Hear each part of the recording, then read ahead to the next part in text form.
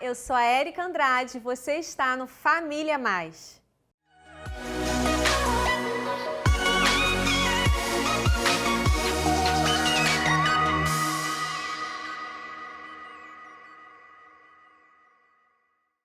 Você já conhece as redes sociais do Ministério da Família? O nosso Instagram é Ministério da Família IBA e temos também um Telegram para você receber devocionais para a família diariamente. Não fique de fora das nossas redes sociais e seja abençoado.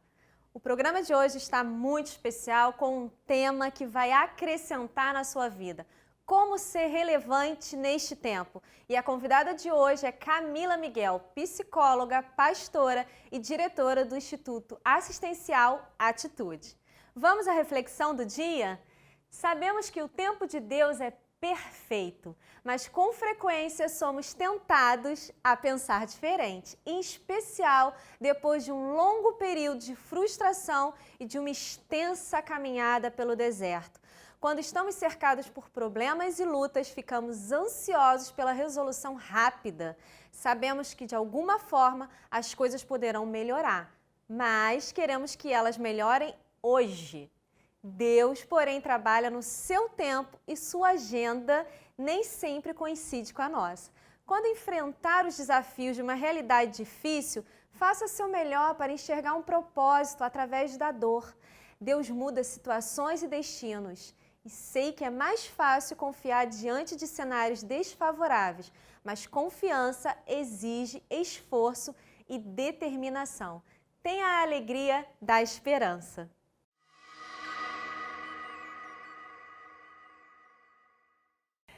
Bem-vindos ao Família Mais, hoje com um tema muito especial. Como ser relevante neste tempo? E a minha convidada é uma querida que eu tenho certeza que vai abençoar a sua vida. Camila Miguel, pastora, psicóloga e diretora do Instituto Atitude. Muito bem-vinda, Camila. Obrigada, Érica, pelo convite, por estar aqui com vocês. Eu tenho certeza que a gente vai ter um papo bem agradável e que o Espírito Santo vai ministrar muito o nosso coração. Amém, ainda mais com esse tema, né? Todos é. nós queremos saber. Mas, Camila, antes da gente aprofundar esse tema, eu queria que você me falasse, né, um pouco sobre a sua trajetória, o que te levou a caminhar tão perto, né, de problemas sérios, problemas sociais. Você que tem aí uma bela jornada de atuação nesse projeto de terceiro setor, com foco em baixa renda, dependência química, bem-estar. Me fala um pouquinho sobre a sua trajetória. Olha, há mais de 12 anos atrás, eu recebi um chamado de Deus, missionário, e eu frequentava muitas conferências missionárias, daquelas de antigamente, que iam os missionários e meus ídolos eram os missionários, sabe? Que a gente olhava, ia para a África, ia, e a gente ficava, gente, eu quero ser como eles. E numa dessas conferências a gente fez amizade com um grupo de amigos e esse grupo de amigos foi impactado por Deus para transformar a realidade de Angola. E Deus levou eles para Angola e mostrou uma realidade terrível. E quando eles trouxeram essa realidade para mim, no lugar mais atingido pela guerra, o Bié, quando eles trouxeram essa realidade para mim, o Senhor falou, olha, eu quero amar esse povo através de você. Você vai para lá. Que lindo! E aí eu comecei a ficar apaixonada por eles, porque eles não tinham nada para comer. Eles comiam rato, eles comiam tijolo, não tinha absolutamente nada. Eles moravam e andavam, as crianças andavam igual cachorro, porque não tinham referências nesse local, o local mais atingido pela guerra. E nós fomos para lá e abrimos uma escola lá. Porque eu sempre acredito que é pela educação que a gente forma um povo e que a gente deixa um legado e transforma um país. E a gente abriu uma escola e nessa escola as crianças puderam ser alimentadas integralmente, ter roupa. Eu fiquei algum tempo lá e eles deram continuidade ao trabalho. Então, assim, meu primeiro contato com essa área social foi o missionário, foi indo para missões, indo aonde ninguém queria ir, lá tinha campo minado, a gente enfrentou, lá não tinha água, não tinha luz, onde nós ficamos. Você teve essa experiência incrível muito e desafiadora. E o Senhor falou, o meu povo precisa ir onde ninguém quer ir. O meu povo precisa amar quem ninguém quer amar, quem ninguém acredita. E esse foi o meu chamado, né? Provérbios 31, a palavra de Deus diz assim, erga a voz em favor dos desamparados. E isso foi muito forte no meu coração. Nós precisamos ser as mãos e os pés de Jesus nessa terra. Verdade. E aí, quando eu já voltei assim, eu vou me dedicar, eu comecei a trabalhar como psicóloga num abrigo para criança, e a partir daí eu só trabalhei na área social. Minha vida foi sempre se envolvendo com dependência química, fui em todas as cracolândias do Brasil, sempre olhando para quem ninguém queria olhar e acreditando que o Senhor podia transformar aquelas situações mais impossíveis. E que a gente pode olhar no olho daquela pessoa que todo mundo tem medo de chegar perto e falar, Jesus ama você. Então, essa foi a minha primeira grande experiência, foi lá em Angola. Foi uma experiência bem impactante, só que foi um chamado de Deus. Eu até brinco que quando eu vejo em Atos, no livro de Atos, Estevão foi o primeiro líder de ação social da igreja. Estevão estava lá alimentando as viúvas junto com os apóstolos, e eles falaram, olha, a gente precisa fazer um trabalho mais organizado, a gente não vai dar conta de alimentar as viúvas e pregar a palavra junto, precisa ter um grupo focado no social e outro grupo focado... Que lindo esse olhar, verdade. Né? E Estevão foi o principal do grupo focado em cuidar dos órfãos e das viúvas, e essa é a minha inspiração, sabe?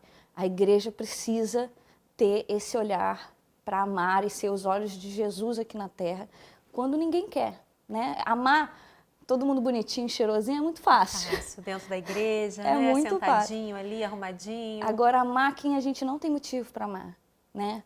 Amar quem matou alguém, amar quem fez mal à sociedade. E amar... é possível, Camila? É possível, não com os nossos olhos. Sim. Né? Mas quando a gente está levando algo que não é nosso e algo que a gente recebeu também, que é a graça de Deus, é possível. É verdade, pelos olhos dele, né? Dele. A gente só consegue fazer determinadas coisas, todas as coisas na verdade, mas determinadas coisas específicas só diante da graça dele. Por nós mesmos a gente não é bom para isso. Verdade. Né? A gente não tem isso no nosso coração, isso vem dele. E se eu recebi de graça, por que eu não posso oferecer isso? Né? Se Jesus perdoou os meus pecados, por que eu não posso falar que existe perdão para essas pessoas também? Sim. Né? Então, aí o Senhor me levantou para essa causa aí social. Então, o que você está dizendo é que não importa a condição que a pessoa esteja ou esteve, é possível sim ela ser, né, passível de mudança e também ser uma agente de transformação na vida de outros, é isso? Exatamente, eu acho que é a nossa missão. Jesus, ele nos mandou ir fazer discípulos, fazer com que pessoas se sintam capazes de serem enviadas a outras para que outras recebam da graça. Isso é o Evangelho. Eu acho que você se voltar para as causas sociais, você acreditar nas pessoas e acreditar que ele pode ser um discípulo de Jesus que vai fazer outros discípulos, é você fazer o Evangelho ser prático na sua vida. Jesus fez isso. O seu grupo de discípulos eram os iletrados, eram os que ninguém acreditava. Verdade, eram a minoria, né? Eram terríveis. Era o traíra, era o outro que era destemperado. Ninguém queria dar nada para eles. Ele se aproximava dessas pessoas, Exatamente. Né? E acolhia, né? Exato. Toda a trajetória de Jesus chocou os fariseus exatamente por isso. Porque Jesus sentava com quem ninguém podia sentar. Ninguém tinha coragem de sentar com uma prostituta, ninguém tinha coragem de olhar para a cara de um leproso e falar, olha, eu posso tocar e você pode ter vida de novo. Ninguém faria isso. Só que se Jesus fez, a gente precisa fazer também, a gente precisa continuar o que ele fez. Que bom ter você aqui para dar essa esperança para a gente, para quem está em casa, que é possível sim, né? Sim. Camila, você acha, né, você acredita que o Brasil, né, para dar certo é necessário vermos mais parcerias público-privadas? Sem dúvida, a união dos setores faz totalmente a diferença no impacto que a gente quer causar na nossa sociedade. Mas eu acredito mais do que isso. Eu acredito que o público e o privado precisam. Não é só o público que vai transformar. A gente não adianta ficar esperando o governo para resolver todos os problemas do nosso país. Não vai resolver. Toda a questão privada, o setor privado e o terceiro setor, precisa todo mundo caminhar junto. Eles precisam se unir. Primeiro, segundo, terceiro setor. Só que eu acredito em algo maior.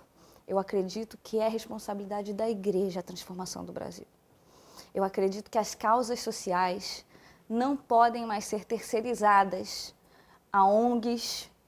Nós somos um instituto porque precisamos de toda a estrutura burocrática que a gente tem que ter para fazer a diferença.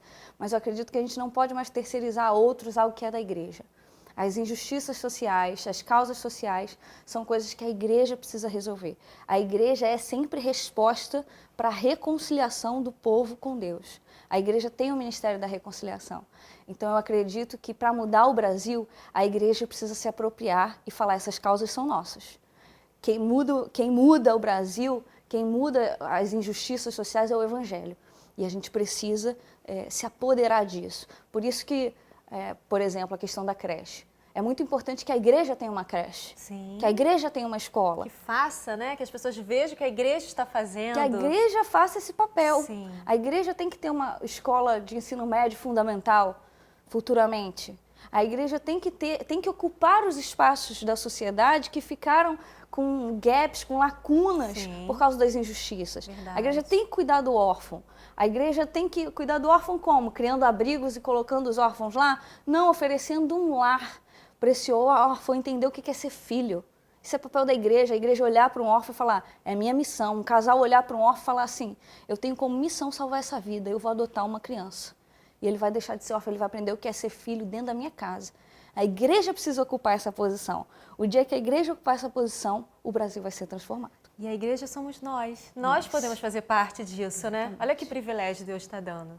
Assim como você aceitou lá atrás ir para Angola, tão nova, né? De vivenciar isso, a gente também pode experienciar isso em Deus, né? Mais ainda em Deus. A sociedade precisa entender que tem um papel decisivo? Precisa. A gente precisa, como você falou, a gente precisa assumir essa responsabilidade. Ofertar é muito importante, mas não tira a minha responsabilidade de fazer a minha parte. Verdade. Então eu quero transformar o mundo. Você quer transformar o mundo? Comece transformando os pequenos mundos que estão ao seu redor. Porque se eu transformar o pequeno mundo que está ao meu redor e você o seu, se a gente juntar, a gente já transformou grande parte do mundo. Tem que começar dentro de casa, né, Camila? Tem. E a gente precisa pegar essa responsabilidade. A gente precisa ofertar, mas a gente precisa ir também. A gente precisa fazer também. Então eu acho que essa pandemia nos deu essa possibilidade de despertar para isso, de olhar as necessidades, de repensar a vida. Repensar. A vida é um sopro, isso está mais claro do que nunca. Nós vamos continuar vivendo como se o céu fosse aqui na Terra, ou vamos entender que somos estrangeiros aqui na Terra e que nosso olhar precisa estar no céu e aqui a gente tem um trabalho que precisa ser feito. Verdade. Esse despertar que vai transformar a sociedade. Verdade. Camila, como surgiu o Instituto Assistencial Atitude? Olha... Seus olhos brilham quando a gente fala nesse instituto. Vamos lá. Olha, é a minha paixão. Ele é novinho, né? Ele surgiu tem 1 ano e pouquinho. Sim.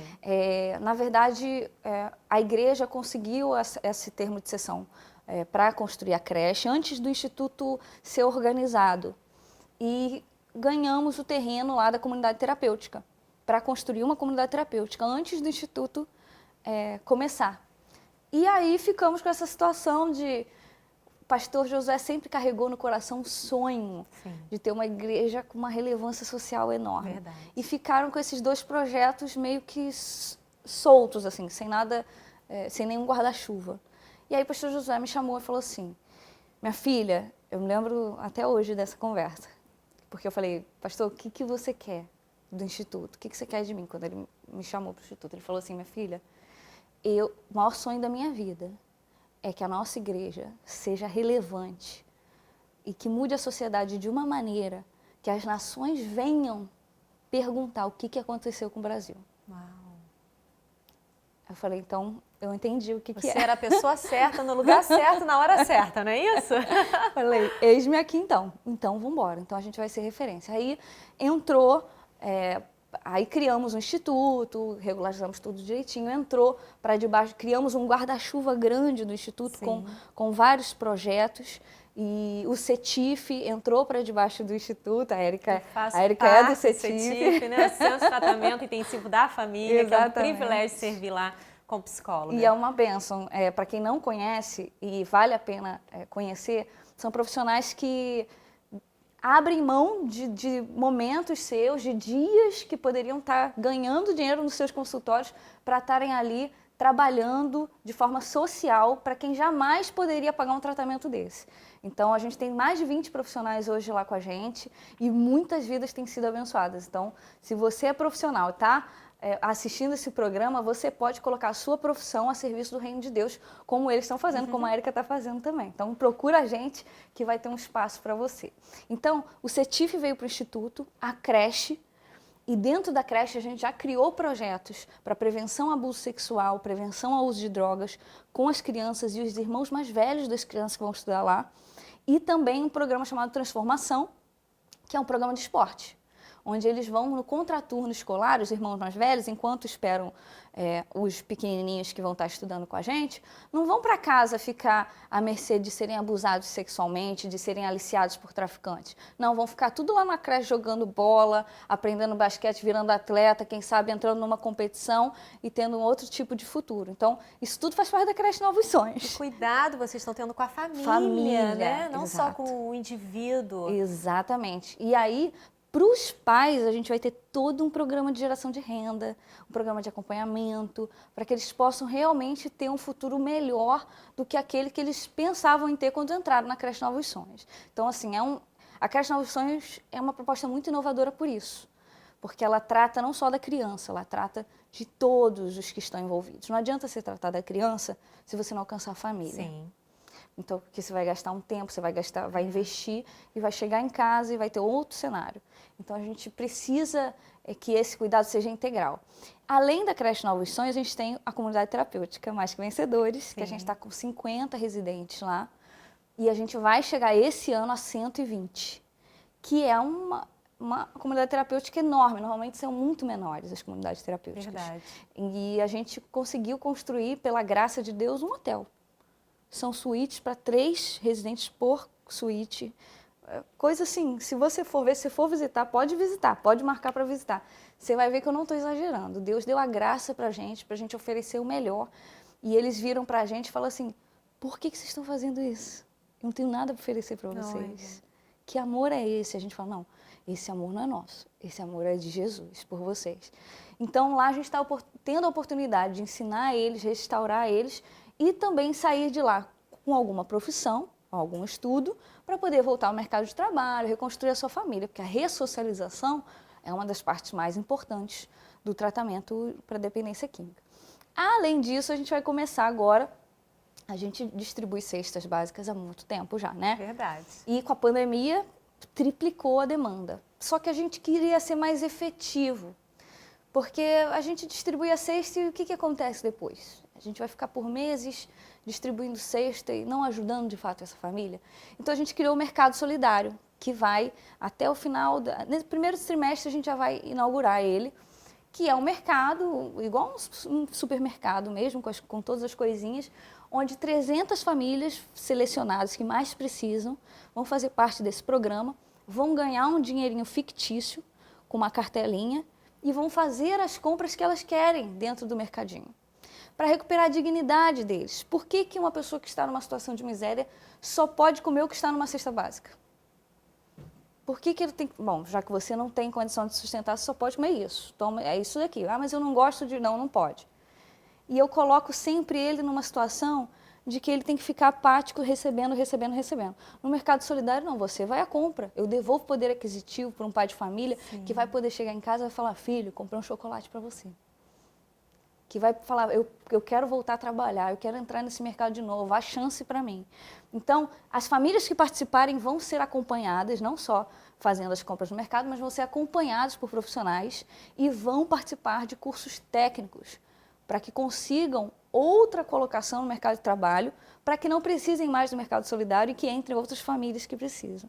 Dessa forma, a gente acredita que a gente vai ser muito mais efetivo na recuperação dessas pessoas. Que lindo ouvir você falar e que lindo também que a gente está tendo a oportunidade de fazer parte disso, né? A gente como Igreja Batista Atitude, né, ser tão relevante na vida das pessoas, e o cuidado que vocês estão tendo não é só um cuidado físico, mas um cuidado emocional, um cuidado espiritual, que a gente sabe o quanto é necessário. Sim. Mas vamos continuar, que a gente tem bastante coisa, né, para conversar aqui. Você já falou sobre os projetos, programas, né, vindouros que já vão chegar para a gente aí. Mas eu queria que você falasse um pouquinho, né, por que muitas famílias hoje enfrentam o problema da dependência química. A gente tem visto, eu como psicóloga tenho acompanhado também, acompanhei alguns adolescentes, jovens, né, como que ao longo dos anos, né, quais lições você poderia compartilhar conosco desse aumento, né, de tantos dependentes químicos, Camila? Eu acho que a grande questão da dependência química se dá com o fortalecimento de vínculos. Vínculos fragilizados geram oportunidades para que adolescentes, principalmente adolescentes na escola ou com amizades, se envolvam com drogas. Por que eu estou falando isso? Eu tive a oportunidade de fazer parte de uma pesquisa em todas as cracolândias do Brasil. E lá a gente identificou alguns dados sobre quem são esses usuários. Sim. Quem são as pessoas que acabam numa cracolândia? 70% já frequentaram igrejas dos que estão na Cracolândia. Isso foi um choque. Então, aquela questão de filho de crente, crentinho não existe. Não existe. E por achar que existe, a família relaxa. Não, Esquece. ele vai na igreja comigo domingo. Esquece de exercer a responsabilidade sobre esse filho. Em casa. Terceiriza para a igreja. Não funciona. Por quê? Porque não tem fortalecimento de vínculo. Muito bom, é verdade. Não tem fortalecimento. Falta o vínculo. Falta o vínculo. E aí, o que acontece? Então, 70%, tá? 70% frequente. Se você vai numa Cracolândia, eu já fiz isso, fui na de São Paulo de madrugada, você puxa um hino, todos vão cantar com você. Olha, eles conhecem. Eles conhecem. Então, dá uma falsa impressão de que eles já foram crentes, de que eles já frequentaram a igreja e que não tem jeito para ele, a igreja não deu jeito para ele. Por que eu digo falsa impressão? Porque muitos deles frequentaram a igreja, mas não tiveram experiência com Jesus. Não tiveram as suas próprias experiências. A Bíblia diz que a gente tem que contar para as gerações futuras as maravilhas do Senhor. Será que você, pai e mãe, tem contado para os seus filhos a experiência que você já teve com Deus? Isso faz ele querer ter experiência. Ou eu vou ao culto e o pastor faz a pregação e aí o meu filho é que se entrega para Jesus ou não. Não. Dentro de casa, vocês compartilham a experiência. Você liga para o seu filho e fala, filho, Deus acabou de me responder um negócio aqui. Você coloca para o teu filho que Deus é uma pessoa que se comunica com você. Que nível de experiência? Essas pessoas provavelmente, pelo que eu conheço da pesquisa e tudo, foram pessoas que frequentaram a igreja porque o pai estava e que ia e ficava no celular, e que ia e ficava, mas não tiveram experiência, não tiveram vínculo nem com a igreja e nem com os pais dentro de casa.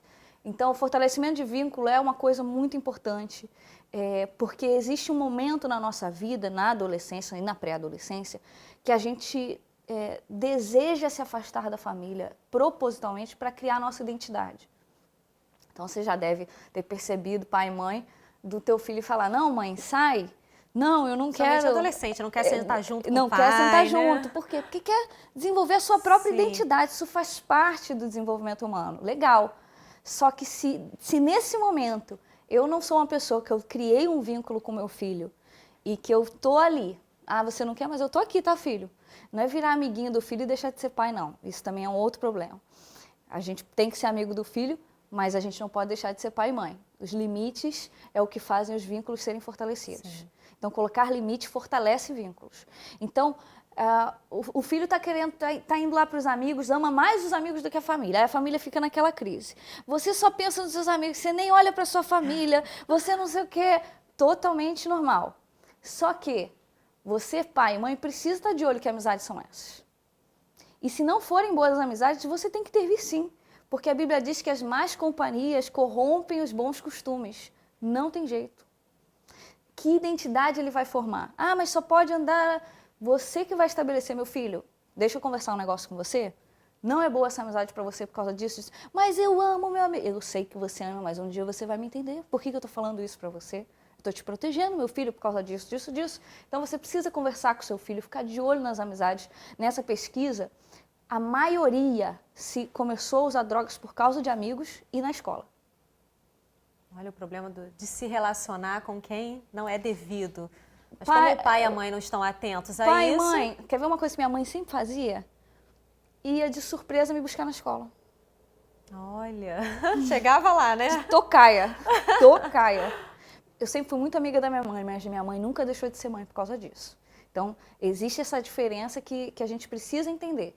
Ela chegava de tocaia, se eu estava com amizade, eu tinha amizade ruim. Eu tinha tudo para ter dado errado. Mas eu tinha uma mãe que fortaleceu o vínculo comigo.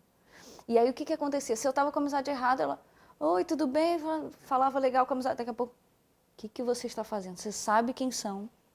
Eu tô de olho em você. E já começava a colocar limites em mim. E eu já ficava, cara, por que minha mãe está falando isso? Porque eu tenho vínculo com ela. Se ela está falando...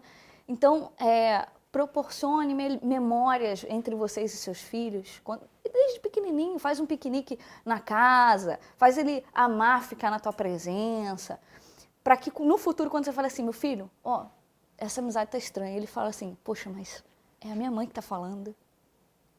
Na hora ele pode não ligar para o que você está falando. Mas quando ele oferecer uma droga para ele, ele vai falar, caramba, minha mãe me avisou. Vai ser muito mais fácil ele negar consumir alguma droga se ele tiver um vínculo fortalecido e se ele tiver na sua família um porto seguro, do que se você, nesse momento em que ele começa a se afastar da família para construir sua identidade, você deixa ele para lá e aí você confia que um dia... Não, fica em cima do seu filho, procura saber quem são as amizades dele, vá na escola, converse com os professores, esteja atento, principalmente no mundo como hoje, onde tem tantas ideologias acontecendo na escola, onde tudo é tão comum, nas séries de TV, onde coisas terríveis são passadas como boas, principalmente no mundo de hoje. Os pais precisam estar muito mais perto dos seus filhos, eu digo muito mais perto. Criar filho sempre foi desafiador, mas nos tempos de hoje a gente precisa redobrar a nossa atenção e exercer o nosso sacerdócio de pai e mãe, né, Sim. Camila? E outra coisa muito importante é não se culpar caso o filho escolha a droga. Sim. Interessante você falar sobre isso, porque eu ia te perguntar exatamente, né? O que você poderia dizer às famílias que estão passando por esse momento, que estão em casa com um filho, né, com um cônjuge, com um ente querido, que estão enfrentando o problema da dependência química, das drogas, bebidas. Isso é muito importante. Isso é muito importante porque os pais se culpam o tempo todo. Isso acho que faz parte da rotina do pai e da mãe. Falhou, né, em algum momento. E existem escolhas que só os filhos podem fazer. Por mais que você tenha... Ah, mas Camila, eu já fiz tudo isso que você falou e mesmo assim meu filho entrou para as drogas. Foi uma escolha dele. Infelizmente, foi uma escolha dele. Então, a primeira coisa que você tem que fazer é não se culpar. E a segunda coisa que você tem que fazer é pedir que o Senhor dê graça para você conseguir passar por essa situação. Porque só a graça do Senhor vai te fortalecer e te dar a sabedoria necessária para você enfrentar. Para você não virar um codependente. Uma pessoa que está tão acostumada a estar envolvida naquele problema da dependência dele, que vive em função daquela dependência. E acreditar que há recuperação para o seu filho. Há recuperação para o seu filho. Seu filho não vai ser destruído se você depositar essa fé, se você confiar que Jesus pode levar essa transformação. Então se liberte da culpa, você não tem culpa disso. Confia no Senhor para que Ele te fortaleça para você enfrentar. Não fique tão focado 24 horas nesse problema e creia que Jesus vai trazer a libertação que o seu filho precisa. E claro, procure ajuda de profissionais. A ajuda de psicólogos é muito importante nesse momento, a ajuda de locais como a comunidade terapêutica, a gente está à disposição para ajudar você, que tem um filho, nós só atendemos homens lá, então se você tiver um filho que precisa dessa ajuda e que quer essa ajuda, nós estamos disponíveis para transformar a vida deles, porque a gente crê que Jesus quer amar esse teu filho através de nós. Amém. Camila, das histórias que chegam, né, até você deve receber muitos testemunhos, muitas histórias, você já falou um pouco, mas... como que você pode explicar aos pais, né, de estarem atentos às influências, tanto de amizades, né? Quais dicas você poderia dar agora para os pais? Olha, fiquem ligados, percebam, mudanças de comportamento, o que você poderia falar aos pais? Você pode... os pais conhecem muito os seus filhos, então perceber comportamentos mais agressivos, intolerância, seu filho não consegue mais responder a nada sem uma rispidez, uma amargura no coração. Se você começar a perceber que seu filho está assim, não significa que ele está usando droga, mas é um alerta de tem algo, ele tá pedindo ajuda e ele não sabe como. Ele está sofrendo algum abandono na escola, está sofrendo alguma rejeição, não está se sentindo amado em casa. Porque às vezes, querido, você acha que você está amando seu filho da melhor forma que você pode amar, mas mesmo assim ele não está se sentindo amado. Então senta com ele e fala assim, filho, o que você espera de mim para você se sentir amado? O que você espera de mim? Eu queria atender a sua expectativa para você se sentir amado, nesse sentido emocional, não é no sentido material, não. O que você espera de mim? Então conversa com seu filho, se ele tiver com comportamentos um pouco mais alterados do que é o normal da idade, porque tem idades que ele fica mais alterado mesmo, né? Adolescente naturalmente é intenso. Uma então, transição, é né? uma transição. Tá saindo da infância, indo para o adulto, mas não é adulto, não é criança. Os pais têm que tentar entender isso, também. E respeitar um pouco esse espaço, essa individualidade dele que ele está construindo. Outro sinal que tem que se preocupar é se, por exemplo, ele está andando muito de manga comprida, no calor. Eu ia te falar sobre isso. Eu acompanhei, né, uma família, uma moça que ela ficou 1 ano andando de calça dentro de casa porque ela se mutilava, se cortava. Sim. E nunca o pai perguntou por quê. Pois é. São detalhes. Não. Os detalhes fazem toda a diferença. Então, assim, observa o teu filho. Poxa, seu filho nunca andou com essa roupa. Por que ele mudou o jeito de se vestir? Né? Ele está muito calado, ele não está falando com ninguém. O que está acontecendo? Ele só está com fone de ouvido, nunca mais falou com ninguém. Família, não lembro mais de ouvir a voz dele. O que está acontecendo? Então, observe quem é o seu filho. Procure entender quem é o seu filho e observe os detalhes, porque o corpo vai expressar muito o que está acontecendo com ele. Camila, agora eu queria te convidar a assistir comigo o nosso quadro de dicas práticas. Vamos juntas? Vamos embora.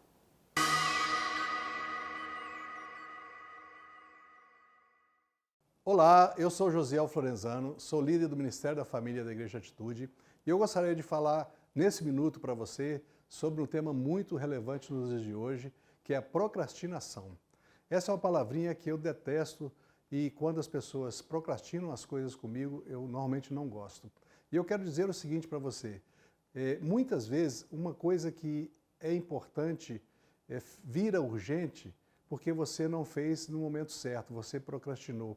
E às vezes uma coisa, mesmo sendo simples, na última hora você vai ter que fazer às pressas, você vai perder um prazo, porque você tem um comportamento procrastinador. Então, se você quer ter sucesso na sua vida pessoal, na sua vida profissional, tire essa palavrinha do seu vocabulário, porque as pessoas que procrastinam, deixam as coisas para a última hora, elas tendem a perder a qualidade naquilo que faz, elas tendem a perder credibilidade com as pessoas que elas se relacionam e principalmente no ambiente de trabalho, você vai ser estigmatizado por ser uma pessoa que só faz as coisas na última hora e com certeza você vai perder a qualidade na sua entrega. Então, muito cuidado, porque senão uma pequena coisa que possa ser feita de uma maneira rápida, você vai deixar para a última hora, ela virou urgente e aí você tem que deixar de repente de lado uma coisa que é importante para ser feita, uma coisa que não é tão importante, mas virou urgente e você precisa fazer naquela hora. Então, muito cuidado, porque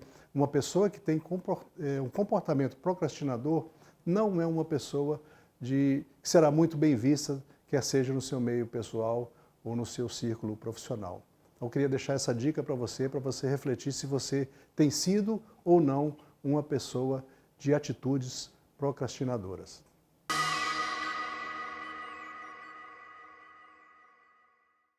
Boa dica, né, Camila? Com certeza.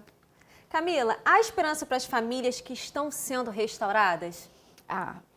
Eu acredito na transformação completa da pessoa em qualquer situação. Mas falando de dependência química, eu já vi muita gente reconstruindo a sua história. Eu já vi muita gente envolvido com todo tipo de droga, envolvido com todo tipo de crime e tendo uma família restaurada, tendo o perdão acontecido naquela família de muita coisa que acabou ocorrendo por causa do envolvimento dessa pessoa. E eu já vi conseguindo emprego, vocacionado, fazendo a obra de Deus. Então, assim, não são 1 ou 2 ou 3 casos que eu tenho. São muitos casos de transformação. Eu acredito que é possível, só que você precisa acreditar também. Verdade.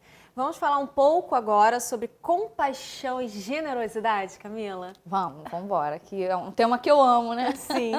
Como as pessoas que nos assistem agora podem se envolver e contribuir com o Instituto? Olha, eu queria muito que você olhasse para o Instituto como sendo seu. Como sendo um projeto de Deus para a sua vida, onde você está transformando o Rio de Janeiro e vai transformar o Brasil junto com a gente. Então, se você quiser ser voluntário, entra no nosso site, www.Instituto Assistencial Atitude, é difícil de decorar porque é tudo juntinho, institutoassistencialatitude.com, e lá vai ter uma parte Quero Ser Voluntário. Se inscreve, você vai passar por uma entrevista para a gente ver onde você pode servir, em qual projeto, com sua profissão, com o seu talento, para que muitas pessoas sejam alcançadas através da sua vida. E você pode contribuir também nesse mesmo site. Você vai ter lá o link, qual projeto que você quer contribuir. Ah, Camila, eu tenho uma geladeira que eu quero doar. Eu tenho um armário, a gente tem recebido muito isso.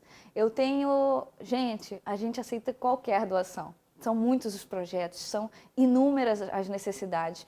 Muitas outras instituições fazem contato conosco pedindo ajuda. Então, a gente vai buscar a sua doação, se você precisar também. Faça contato conosco, só não deixa de fazer parte daquilo que Deus está fazendo.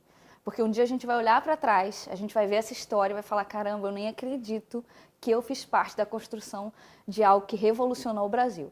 Não fica de fora. Então participe da forma como Deus tocar no teu coração.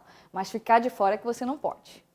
É importante, desde cedo, as famílias exercerem, né, e ensinar os princípios da compaixão e da generosidade? Muito. Como que envolve os filhos aí, Camila? Por exemplo, isso foi ótimo você perguntar. Por exemplo, a gente está numa campanha agora de R$3 por dia. Com R$3 a gente fez um desafio, o Alfredo, um membro da nossa equipe, a gente botou ele para ir numa feira. O que ele conseguiria comprar com R$3? Ele não conseguiu comprar nada. R$5, poxa, isso é 5, ele não conseguiu comprar nada. Então a gente falou, pô, R$3 é tão pouco, né? Mas se juntar R$3 por dia, a gente consegue alimentar uma família por um mês inteiro. R$3 por dia, uma família alimentada um mês inteiro. Então, o que está acontecendo? Crianças estão fazendo cofrinho. Olha que lindo, para juntar né? R$3, eu quero alimentar uma família. Olha que coisa linda. Olha o que você está ensinando para o seu filho. Né? Em vez dele juntar para ele, comprar o videogame dele, ele está juntando uma família a ser alimentada. Você acha que uma criança dessa vai crescer com quais valores? Não muda uma sociedade, uma criança dessa? Então, assim, você precisa ensinar, ser generoso. Para ensinar generosidade para o seu filho, você precisa ser generoso. E, então, faz parte, colocar isso na rotina dele, a generosidade, o olhar para o outro, nos mínimos detalhes. Filho, você tem 2 brinquedos lindos, tem gente que não tem nada, vamos dar um? Nos detalhes, porque com certeza você vai estar formando um cidadão, uma pessoa que vai fazer diferença futuramente, onde quer que Deus coloque ela. Verdade. Você acredita que é possível um projeto de uma sociedade mais justa? Com desafio, certeza, hein? eu trabalho para isso. Minha vida é isso. Eu acredito numa sociedade mais justa se a gente ocupar todos os cantos e todas as esferas dessa sociedade com o Espírito Santo de Deus. Ou seja, se pessoas cheias do Espírito levarem o amor de Cristo em todas as esferas, não tenha dúvida, a nossa sociedade vai ser mais justa. E eu acredito que em 10, 20 anos nós teremos um Brasil assim. Por quê? Porque nós estamos construindo isso juntos. Verdade. Está começando pequeno na gente, no Instituto, na Atitude, na Igreja Atitude, mas nós acreditamos muito que isso vai se multiplicar em 10 anos de uma maneira tão grande que todos os estados vão ter uma creche Novos Sonhos, todos os estados vão ter comunidade de terapia, daqui a pouco não vai ter mais população em situação de rua, a gente não vai ter órfão no Brasil, porque as famílias vão começar a adotar as crianças, vai ser uma onda de transformação, eu acredito nisso. Você que está em casa, está tendo a oportunidade de fazer parte desse projeto, de sentir o que eu estou sentindo aqui com a Camila, uma pessoa motivadora, esperançosa. Então, por favor, não perde essa oportunidade. Camila, a gente está caminhando aqui para o final desse nosso bate-papo, dessa entrevista tão abençoadora, tão enriquecedora. Mas eu preciso te perguntar, Jesus sempre cuidou dos órfãos, dos doentes, das viúvas, dos famintos. Esse deve ser o nosso modelo, dar alimento físico e espiritual? Você crê nisso? Sem dúvida. Todas as ações que a gente faz, tudo que a gente trabalha trabalha com as duas coisas. A gente não pode, uma coisa não pode esquecer a outra. Eu não posso cuidar só do social e esquecer do espiritual da pessoa. Assim como eu não posso só dar o alimento e não falar de Jesus, ou só falar de Jesus e não dar nada para ele comer, uma pessoa que tem fome, né? Então, precisa caminhar junto. Nós somos pequenos cristos. Cristão significa pequenos cristos. Jesus nunca chamou nenhum discípulo dele de cristão. As pessoas chamavam os discípulos dele de cristão por parecerem com Cristo. Então nós precisamos ocupar esse lugar e fazer exatamente como... A gente precisa ser tão parecido com Jesus, levando amor, levando comida, multiplicando pães para a multidão faminta. Nós precisamos ser tão parecidos que as pessoas olhem para a gente e falam, nossa, ali, ó, um cristão, um pequeno Cristo. Isso é ser cristão. Então eu acho que a gente precisa seguir literalmente os passos de Jesus aqui na Terra. Amém. E você que está em casa assistindo a gente toda sexta-feira, 21h30, Família Mais, na Atitude TV e pela Bem Mais TV. Quero te pedir que você compartilhe esse link, quero pedir que você seja generoso, que você envie esse programa para o maior número de pessoas possíveis, que eu tenho certeza que você vai abençoar essa vida e ser abençoado. Camila Miguel, muito obrigada pela sua presença. Demais. Foi Amei muito bom aqui. ter você Amei. aqui. Que Deus te abençoe e continue te dando aí novos sonhos para que a gente avance mais e mais. Amém. Tá bom? Obrigada. Obrigada, seja bem-vinda e até a próxima, Por né? favor. Um beijo e até o próximo programa.